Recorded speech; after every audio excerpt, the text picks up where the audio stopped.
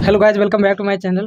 आज हम CSAT paper जो 2023 का एग्जाम हुआ कल, उसका ये सेकेंड पार्ट लाया हूँ। इससे पहले मैं एक पार्ट लाया था जिसका सेट ए का 10 क्वेश्चन देखा था, 1 से लेकर 10 तक। और आज इस वीडियो में सेट मेरे पास ए अवेलेबल नहीं था, तो सेट डी मिला है, तो उसको क्वेश्चन पूरा देखूंगा। पहला क्वेश्चन है, यानी चौथा क्वेश्चन, 1 से लेकर 3 तक तो कॉम्प्रहेंशन है। तो चौथा क्वेश्चन में है कि 5 घन पूर्णांकों P Q R S T में आवश्यक नहीं कि इसी क्रम में 3 सम है और 2 विषम है। यानी 5 संख्या है P Q R S T, इसमें से 3 जो है क्या है, सम है, और 2 क्या है, विषम है। ये जरूरी नहीं कि यही तीनों है, कुछ भी हो सकता है, बस इसी बता रहा हूँ कि इसमें 3 सम है और 2 विषम है। तो ऑप्शन में जो है उसके बेसिस पर आपको निष्कर्ष बताना है। क्या है, पहला ऑप्शन में है कि पी क्यू आर एस, जैसा कि आपको स्क्रीन पर दिख रहा होगा, आर तीनों ऐड है और 2 माइनस में है।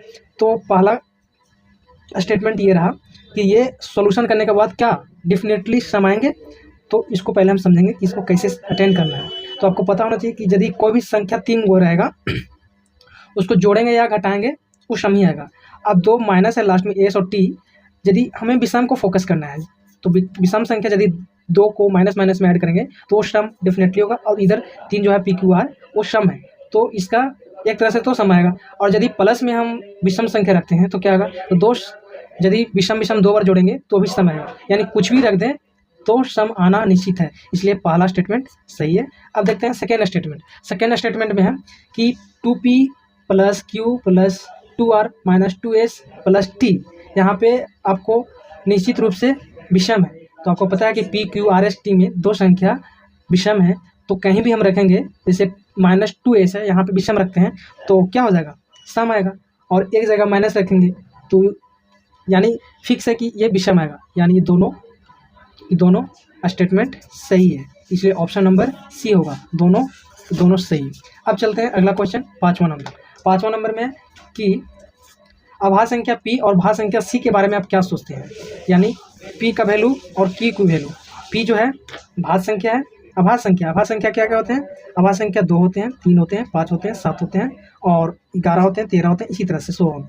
अब भाज्य संख्या कौन कौन होते हैं, ये स्टार्ट होता है 4 से, 4, 6, 8, 9, 10, 12, इसी तरीके से।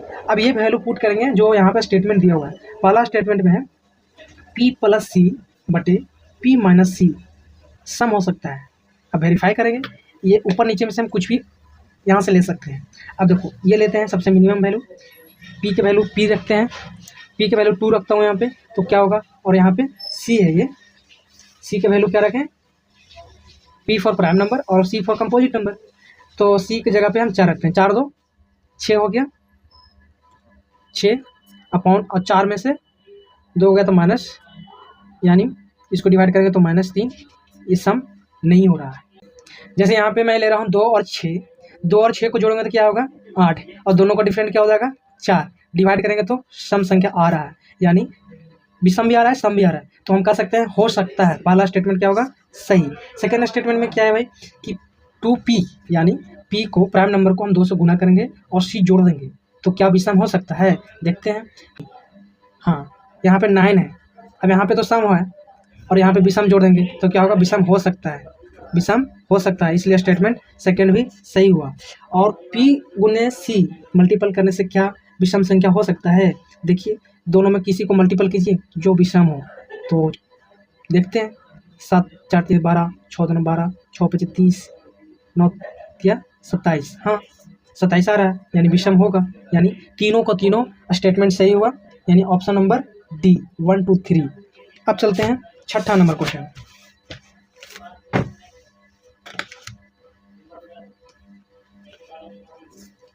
छठा नंबर में क्वेश्चन में है कि 3 अंकों की एक संख्या है ए बी सी जो डी से गुना है और उसका प्रोडक्ट जो है 37 डी आ रहा है। तो आपको बताना है कि ए बी सी का वैल्यू क्या होगा, तीनों का ऐड करने के बाद क्या आएगा।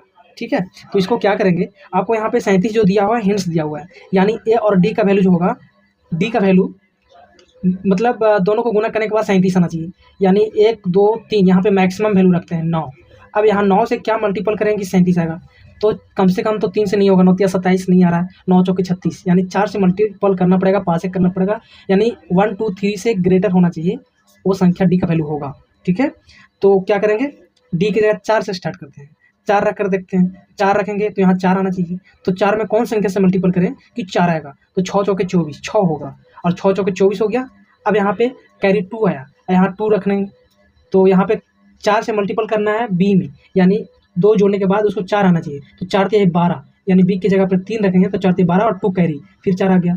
अब यहाँ पे 9 चौके 36, 1 37 हो गया ना वेरीफाई, यानी ए का वैल्यू 9 आया, बी का वैल्यू 3 आया और सी का वैल्यू 6 आया। 6 3 9 9 18, ए बी सी का वैल्यू कितना आ गया? 18, ऑप्शन नंबर ए। ठीक है, अब चलते हैं 7वां नंबर क्वेश्चन। 7वां नंबर में है एक्स वाई जेड, मानों को किसी भी चयन में चयन करना है और 6 अंकों की संख्या किससे विभाज्य होगा? यानी एक्स वाई जेड है, फिर एक्स वाई जेड है, ये संख्या किस संख्या से डिवाइड होगा? यदि आप डिविजिबिलिटी रूल जानते होंगे, यदि मेरा वीडियो देखे होंगे, तो उसमें मैं ये बताया हूँ कि कोई भी संख्या यदि 3 संख्या रिपीट होता है 6 डिजिट तक, तो वो संख्या 7 से डिवाइड होता है, 11 से डिवाइड होता है और 13 से डिवाइड होता है। डायरेक्ट आंसर इसका डी हो जाएगा, इसमें कोई लॉजिक नहीं करना। यदि आप 7 का, 11 का और 13 का डिविजिबिलिटी रूल जानते होंगे तो भी आप वेरीफाई कर सकते हैं, आपका ऑप्शन नंबर डी ही मिलेगा। ठीक है, अब चलते हैं अगला क्वेश्चन 8वां में क्या है कि 125 सर्वसम, सर्वसम का मतलब सभी बराबर है। घन एक घनाकार खंड से व्यवस्थित रूप से घन मतलब रखा हुआ है। एक घन है, जिसमें यहाँ पे घन बना रहा हूँ। ठीक है, जो 125 है, 125 मतलब क्या होता है? 5 का क्यूब, यानी 5 यहाँ पे 4 कट होगा, 1 2 3 4, इधर से भी 4। ठीक है, इसी तरह से इधर से भी 4, 4 इधर से भी। ठीक है, तो 4 कट कर दिए। अब आपको बताया है कि आपको ऐसा घन को बताना है जो चारों तरफ से घिरे हुए हैं, जो अंदर में है। तो ऐसा करने के लिए क्या करेंगे? ऊपर से एक एक हटा देंगे, यानी एक यहाँ से हटेगा, एक ऊपर से हटेगा, एक चारों तरफ से हटेगा, यानी एक इधर एक उधर, 2 हट जाएगा, एक इधर एक उधर, इधर 2 हट जाएगा, यानी 3 का मल्टीपल, यानी 3 मल्टीपल 3 मल्टीपल 3, यानी 27 क्यूब ऐसे होंगे जो कोई भी मतलब उसका रंग नहीं रंग सकते, अंदर में होंगे। Option number A. ठीक है, अब चलते हैं 9वां क्वेश्चन। 9वां क्वेश्चन में है कि संख्या 1 2 3 4 4 को पुनः वैसे भिन्न भिन्न अंकों को कितनी संख्या बनाई जा सकती है जो विषम अंक विषम स्थानों पर हो और सम अंक सम स्थानों पर हो? यानी 1 2 3 3 4 4 कितने तरीकों से बनाया जा सकता है कि विषम अंक विषम स्थानों पर हो और सम अंक सम स्थानों पर हो? 9 क्वेश्चन को अभी स्किप करता हूँ, इसको बाद में देखेंगे, शॉर्ट में मैं डाल दूंगा। अब देखता हूँ 10 क्वेश्चन। क्वेश्चन नंबर 10 में है कि ए बी सी अलग अलग काम करते हुए किसी काम को क्रमशः 8 दिन 16 दिन और 12 दिन में पूरा करते हैं। ठीक है, 3 बंदे हैं, ए बी और सी। ए जो है सो 8 दिन में और बी जो है 16 दिन में और सी जो है 12 दिन में करता है। तीनों कोई काम करते हैं, आपको पता होगा कि तीनों को काम निकालने के लिए एलसीएम निकालते हैं। एलसीएम निकालेंगे तो 48 आएगा, 48 यानी 8 छक 48, ये 6 दिन 6 यूनिट काम करेगा। 16 3 48 3 यूनिट और 12 चौके 48, ये 4 यूनिट। अब कह रहा है ना कि मंडे से काम स्टार्ट कैसे हो रहा है, फिर से पढ़ते हैं। ये जो है सोमवार से स्टार्ट करता है, ये सोमवार से स्टार्ट कर रहा है और अकेला करता है। बी जो है मंगलवार सोम मंगल और इसी तरह से अगला बुधवार से ये करता है। ठीक है, इस तरीक़ा से काम हो रहा है। तो ये अकेला फिर बृहस्पतिवार से फिर अगला ये करेगा, यहाँ पे बृहस्पतिवार को कौन करेगा? ए करेगा। तो इस तरह से जारी रहता है। तो आपको स्टेटमेंट को मतलब बताना है, ये फिनिश पहला स्टेटमेंट है, यह काम बृहस्पतिवार को पूरा होगा। अब चेक करते हैं कि कब पूरा होगा। तो 6 + 3 + 4, एक दिन में 3 दिन में कितना काम हो रहा है? ये 3 दिन का है, 3 दिन का ये काम है। 6 4 10 और 3 13 काम 3 दिन में। तो इतना काम कितना दिन में? तो 13 3 39 13 52, 3 पैटर्न बनेंगे, यानी 3 दिन + 3 दिन, 3 + 3 + 3, यानी 9 दिन में 39 काम हो चुका है। अब 10वां दिन में कौन काम करेगा? छठा, यानी 39 + 6 कितना हो गया भाई? 945वां काम। अब 11वां दिन कौन काम करेगा? ये, यानी 11वां दिन 3 होगा तो फिनिश हो जाएगा, यानी 11 दिन तक काम चलेगा। आपको पता होना चाहिए कि सोमवार से स्टार्ट हुआ है तो 8वां दिन फिर सोमवार आएगा। कैवां दिन? 8वां दिन सोम आएगा। ठीक है, 9वां दिन मंगल आएगा, 10वां दिन बुध आएगा और 11वां दिन बृहस्पति आएगा। कहाँ पूछा है? यह काम बृहस्पतिवार को पूरा होगा। हाँ जी, बिल्कुल होगा, पहला स्टेटमेंट सही है। अब है यह काम 10 दिन में पूरा होगा, नहीं 11 दिन में पूरा होगा, इसलिए सेकेंड स्टेटमेंट गलत। तो सिर्फ 1 है, तो केवल ए आंसर होगा, यानी ऑप्शन नंबर ए, केवल एक आंसर होगा। ठीक है, 16 नंबर क्वेश्चन में है कि किसी डिब्बे में 14 गेंद काली, 20 गेंद नीली हाँ जी। किसी डिब्बे में 14 काली गेंद है, ब्लैक कितने हैं 14, ब्लू कितने हैं 20, ग्रीन कितने हैं 26 और पीली कितने हैं 28, रेड कितने हैं 38 और वाइट कितने हैं 54। आपको क्या बताना है भाई? आपको ये बताना है कि यदि डिब्बे में से कोई रेंडमली रूप से किसी भी एन गेंद इस प्रकार निकाली जाए कि उसमें कम से कम एक रंग का पूरा समूह अवश्य हो, तो एन की लघुत्तम संख्या 75 होगा। क्या बोला है ना, यहाँ पे प्रश्न पूछ रहा है कि इसमें से कोई एक कलर निकालना है जो नहीं पता, तो एन बार निकालना है। एन गेंद इस प्रकार निकाली जाए, एन गेंद निकालने का मतलब एन टाइम्स निकालना, एक बार में एक गेंद, 2 बार, ऐसा एन का मतलब उतना बार, और फिर दे दिया लास्ट में क्या 75 बार निकालने के बाद कम से कम एक रंग का पूरा समूह अवश्य बने। ठीक है, यानी एक एक रंग का कम से कम बनना है, यानी सभी में से एक एक निकालनी है। तो इसमें से क्या करते हैं कि सबसे मिनिमम वैल्यू वाला आपको सिलेक्ट करना पड़ेगा। यानी इसमें सब ये इस टाइप का क्वेश्चन मैं पहले भी बताया था। यानी इसमें ये करना है कि सबसे मिनिमम वैल्यू किसका है, ये रहा 14 के बाद क्या है भाई 20 है, उसके बाद 26 है, उसके बाद ये 28 है, इसके बाद एक ये भी है। ये चारों को ऐड करके इसमें से एक ऐड कर देंगे, वही होगा। यदि इतना आ जाएगा तो सही है, नहीं आएगा तो गलत है। ऐड कर लेते हैं, 6 4 10 और 8 8 16 16 और 1 17, फिर क्या है 3 2 5 2 7 2 9 1 10 1 11, फिर सेट करते हैं 4 10 8 8 16 26, हाँ जी 2 कैरी हुआ, 3 2 5 2 7 2 9 1 10 2, यानी 127। एन की लघुत्तम संख्या इतना तो गलत है, पहला स्टेटमेंट गलत, 127 में ही हम कवर कर सकते हैं, पहला स्टेटमेंट गलत। सेकेंड स्टेटमेंट देखते हैं। सेकेंड स्टेटमेंट में है यदि डिब्बे को रैंडमली रूप से निकाला जाए, कोई एम गेंद इस प्रकार निकाली जाए कि हर रंग का कम से कम एक गेंद अवश्य हो, तो एन की लघुत्तम संख्या 167 होगा, नहीं 127 आ रहा है, ये भी गलत। तो दोनों के दोनों क्या हो जाएंगे गलत।